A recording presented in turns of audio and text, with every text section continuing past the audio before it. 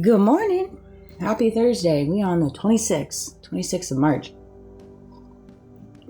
Man, it is so crazy to take a walk down the algorithmic lane of all the videos. I watched Tucker last night. I still got the rest. I got about an hour left of his episode. He interviewed someone. It was really good. Tucker is, he is on fire. He is pissed. He is PO'd. And he is doing something about it. You can't stop Tucker. He gonna say what he gonna say. And it is what it is. It's one of those things. Just like they say what they're gonna say, we are entitled to say what we're gonna say too. You don't have to watch it. You don't have to believe it. It's one of those things. I've been seeing a lot in reference to Poppy T. I always call him Poppy T. It's just the name I gave him. And Pete Hegseth, however you say his name. I guess it was all Pete's fault. It was all Pete's fault. We went into Iran, the war in Iran. It was all Pete's fault. Just like Eric could be throwing Andrew under the bus. Andrew Kovac. I mean, it's one of those things when you wake up to realize that you're just a pawn in their puzzle. Although you think you're a part of their puzzle, you're just a pawn on their puzzle. They're just using you and moving you strategically. You start to pick up on things. You just do. It's a hard truth. I had to wake up to that too.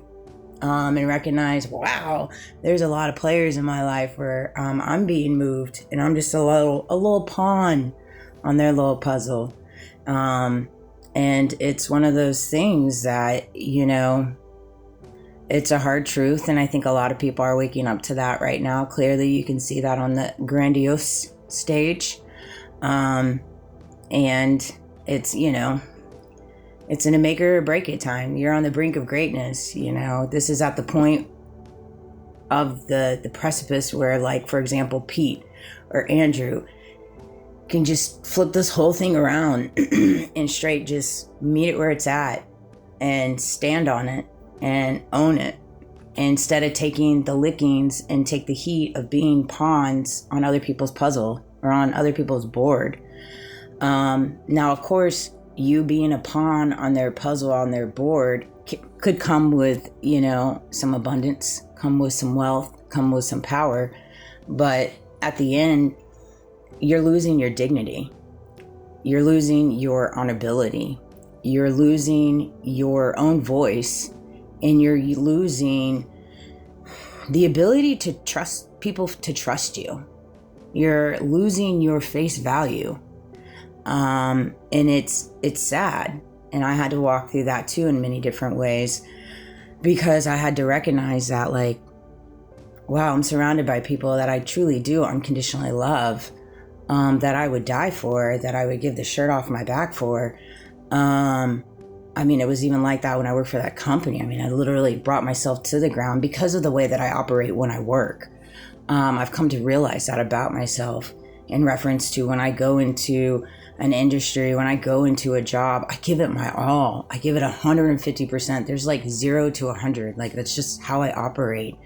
And it's finding that balance for myself to where I don't allow it to take me to the ground again, because it will, because I recognize that in myself and how I operate. But in a world right now that we are in, if it's very easy to find yourself surrounded by people that see something in you before you see it in yourself, and recognizing, your abilities, your gifts, your ability in whatever industry you're in. Everybody has different skill sets. Everybody has different avenues where they, in departments and things like that, within a company, within an industry, within your personal life, this and that, where you excel at. And then there's other areas in it where it's not your favorite. And that's where you, as a business owner, as, whatever, you can kind of start figuring these out and placing people in the right departments that they're, they should be in based off their skill set that they carry and things of that nature. But you always have to be careful not to let them get burned out.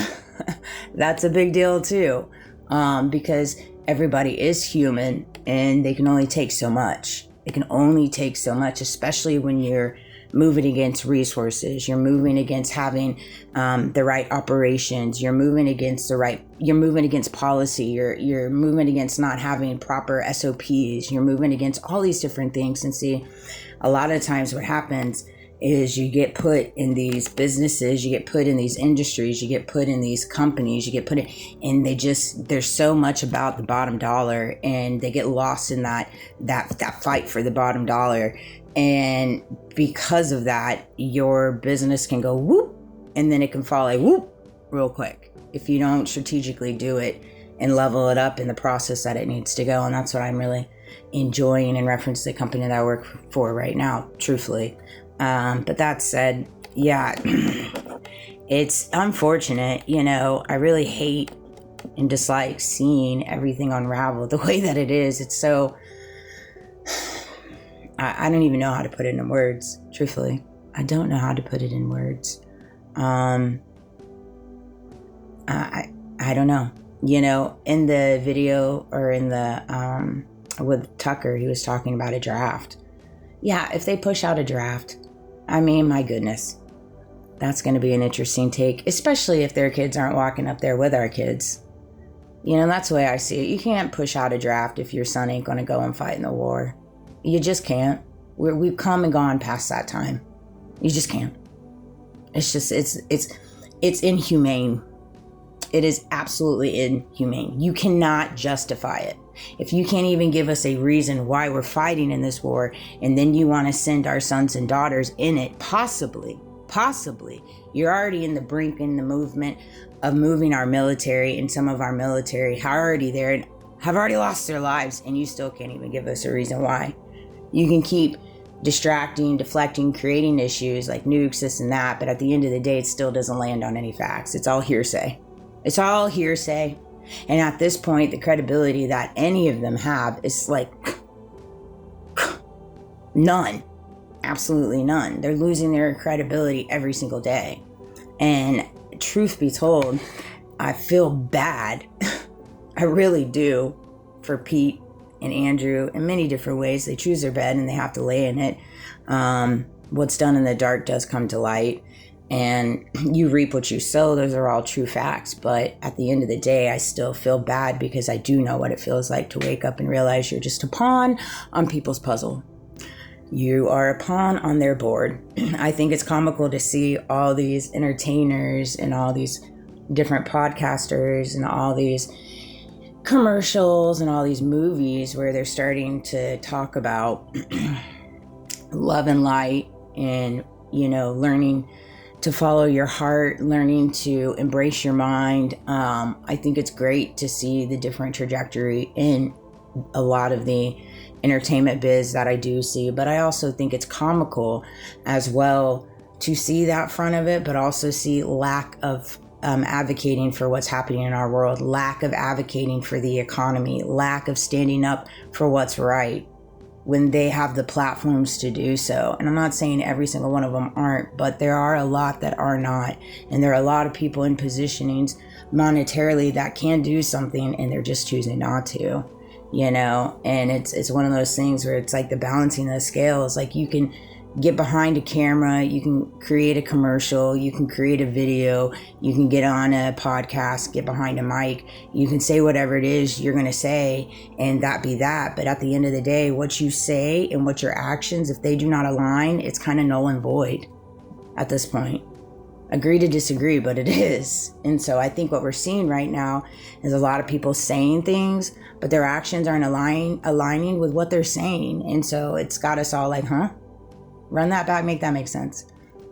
Make it make sense. It doesn't make sense. If your actions don't align with your words, it doesn't make sense. And if what you're providing isn't truth, your lies are going to creep up every single time because it's not going to make sense.